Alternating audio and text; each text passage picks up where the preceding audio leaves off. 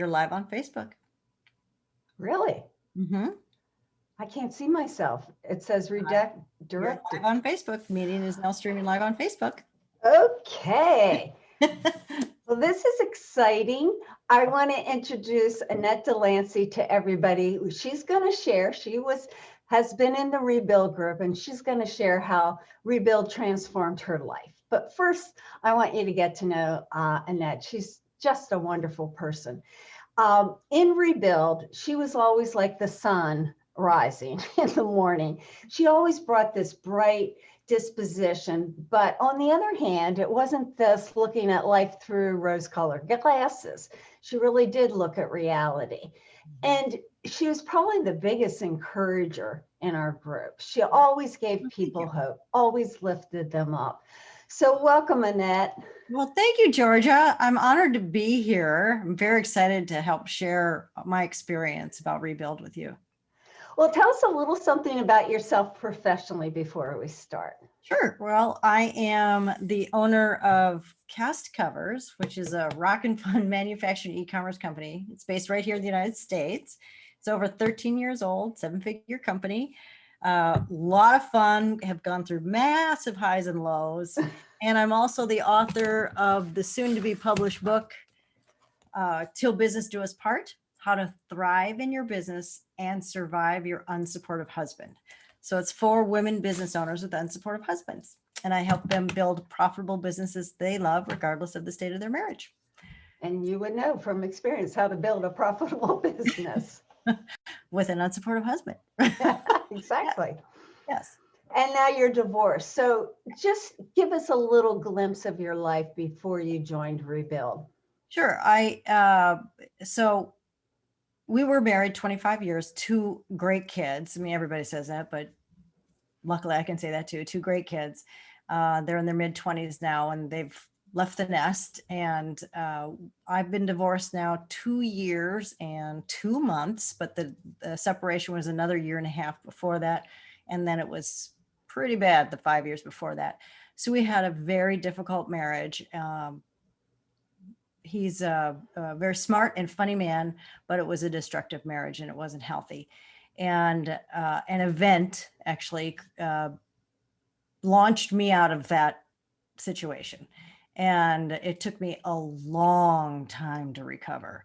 And I was really seeking and looking for help. And as a woman of faith, I was praying, and I was also attending divorce care, which was through my church. And Georgia was one of the guests throughout that program. It's an audio video program that you take at a church. And then I met Georgia at a conference, and she had her book, Taking Out Your Emotional Trash. And I just, quickly got that book and a few other things, started talking to her, and one thing led to another. And I joined her on ReBUILD. I think I was in your first class. I think you were too. So where I was when I started was the shell of who I was, who I used to be, and who I am today. I was brokenhearted. I did not want to get divorced. I hated the idea of it. But God was telling me I couldn't glorify him with the pain and suffering I was going through. But I was still suffering so much about it because I did not want to leave that legacy to my children. And so Georgia, with her gentle nature, as well as extremely experienced coach and a woman of faith, would provide lessons and gifts. And I don't mean physical gifts, I mean spiritual gifts of hers. And with the group of women, and we were this solid group of women, and I clamored for these Zoom, and there were Zoom calls, of course. I had moved down to San Diego to be near my sister. We had been up in the Bay Area. We had a vineyard and the whole works, and sold it all. And so I was basically in a corner licking my wounds. I still had my business, but I had put it on autopilot. Basically, I was really fortunate I had it to do that, but I wasn't doing anything with it. It was just like, yeah, okay, go ahead. And so what happened was the transformation I felt, the need to be in every single one of those meetings, to do the homework that she suggested. And it was layer upon layer upon layer that I realized as I looked back, the growth as well as the foundation I needed to get solid.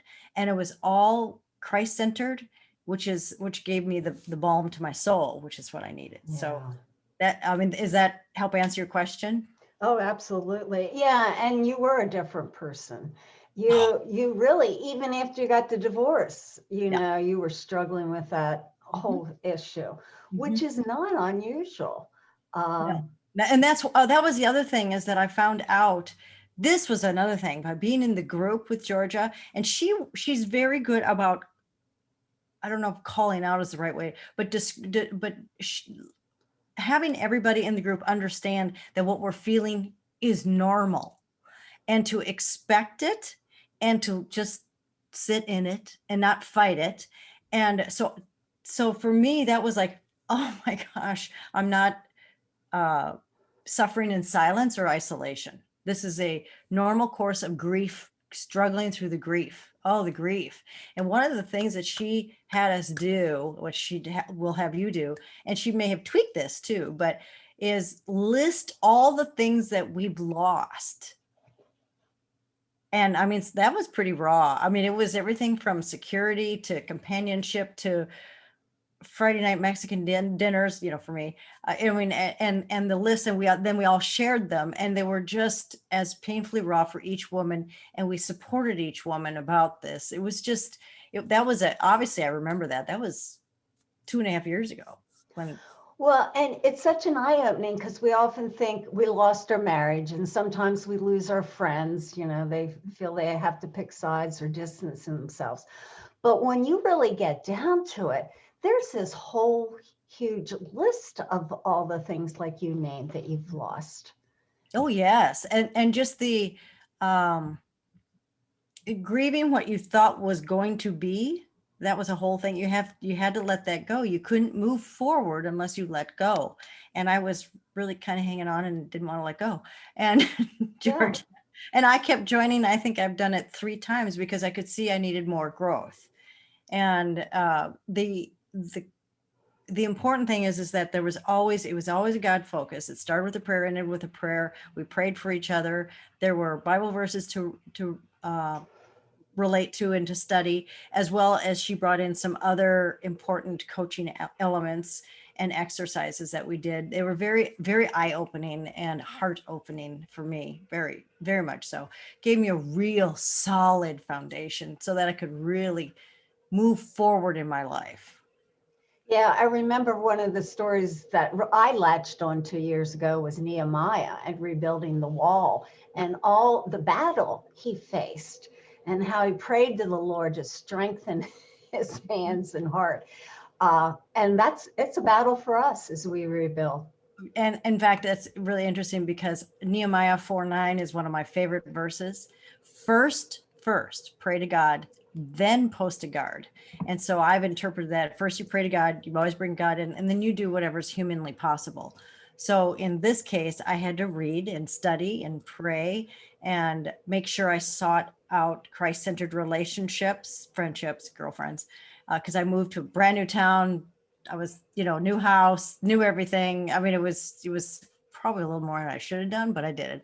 And so we talked about a number of different verses, and women would bring up other verses that were important to Yeah. them. And we had one woman, Betty, she's so pithy, Pithy, make sure just in case the audio is not very good, pithy. She's got some of the best one-liners, and I would write those down, and so that's the friendships that you would create, and you would just smile during the week thinking about them. Oh, yeah. Yeah. In fact, I interviewed Betty last Monday and she shared her experience. Oh, Well, since you've been a part of Rebuild, looking before and now after, um, what's different besides everything? good. Well, first of all, understanding it's a process, to take your time, to recognize that everybody heals in different ways, shapes, and forms. And so recognize your way may be different than anybody else, and to just stop the comparison, just do what's important. Georgia will guide you also. And I'm speaking to anybody who's listening. Georgia will guide you about the Christ-centered way to do it. Many people do it different ways, but I wanted to do it the Christ-centered way. And there are a couple times I would have calls with Georgia, and she'd say, just kind of like over here. And it was, okay, got it. But how I am differently today is I have a firm foundation. My shoulders are very broad now. I can help other women. A dear friend of mine just got broadsided. Her husband's leaving after 34 years. Oh, you're And kidding. no, and this is an incredibly strong professional woman. And she's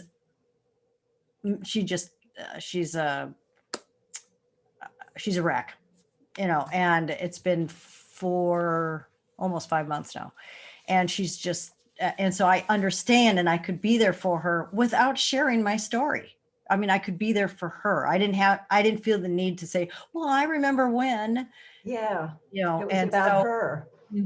And so the best thing that has happened is I can now feel, I can look to my future and plan it, and it doesn't have to have tears anymore. But it took a long time. I remember at the beginning, we used to cry every day. And I remember saying to myself, I can't wait for the one day when I will not cry. And because I knew if there was one day, there would be another day and another day. And sure enough, and so here I am 2.5 years later, after the divorce, after the legal divorce, 2 years and 2 months, excuse me. Firm footing, very firm footing. Oh, that's great. Mm-hmm. Well, what would you say to somebody, they're not sure, they're thinking about rebuild, but they're not sure it's for them. And will it really help? All the questions we have before we join something like rebuild. I have one question. I would ask you to ask yourself, do you want to be in the same place you are next year? That's how transformational this program is, because if you're feeling unmoored, if you're feeling sad and grieving and not sure and unsure, this program is what's going to give you that firm foundation that you need to be able to move forward with your life with hope. That's the key. Having, and I'm 61, You're a baby. But I didn't think I'd be here in my sunset years, getting divorced in my 60th year, and it was just, it's such a shock.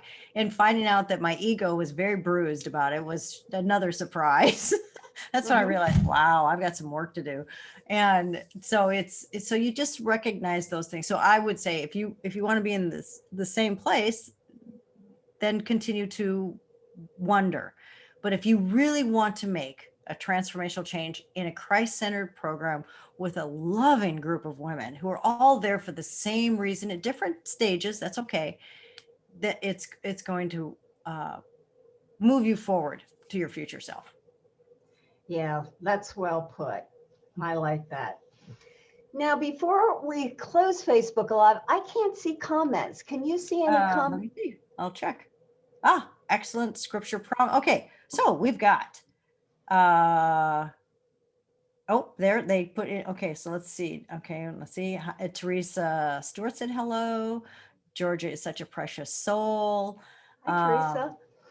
And Diane is here. Excellent scripture promise.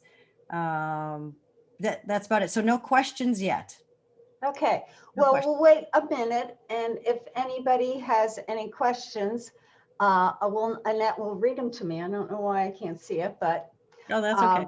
And I'm thankful for everybody who came on. And if you know somebody, like Annette said, she's just going with it with a friend. And I think it's so great. I have to reemphasize what you said, that you're going through it with her, because so often when we're still hurting, we say all the terrible things our husband did to us and how rotten he was. And was rebuild like that? When we talked? Yeah. No, not at all. It was all about our growth, our transformation, our healing. There was, sure, we knew the facts, but that's it. Yeah. So we knew that this happened over here and this happened over here, but that was it. And we knew probably more about our children's reactions than we did about our husbands. I mean, we, as mothers, we always talked about if we had children, Yeah. their reactions, and we went through that as well. The other thing that's really important, it's a very positive, warm, supportive environment. You don't have to worry about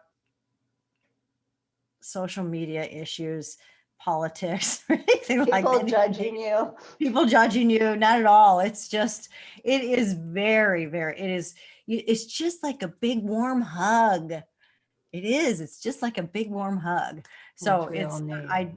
if you want to feel comforted, understood, supported, Georgia's program is the best thing you can do for yourself. The best thing.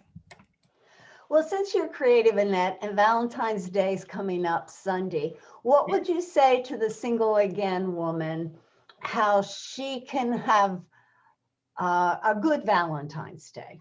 Oh, yeah. So what she needs to do is do something different.